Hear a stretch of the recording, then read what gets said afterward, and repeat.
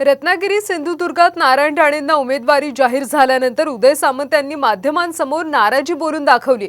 काय चर्चा झाली हे माध्यमांसमोर सांगता येत नाही, मात्र याचा अर्थ भविष्यात काहीच करायचं नाही असा होत नाही असं उदय सामंतांनी म्हटलं। महायुतीत मिठाचा खडा पडणार नाही याची दक्षता आम्ही घेतलीये।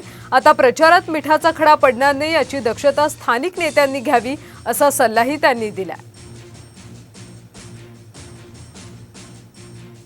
राजकारणात थांबलेलो नाही असं उदय सामंतांनी म्हटलंय। पण हा निर्णय घेतला म्हणजे राजकारणातनं काही आम्ही थांबलेलो नाही किंवा आमचं कुटुंब थांबलेलं नाही।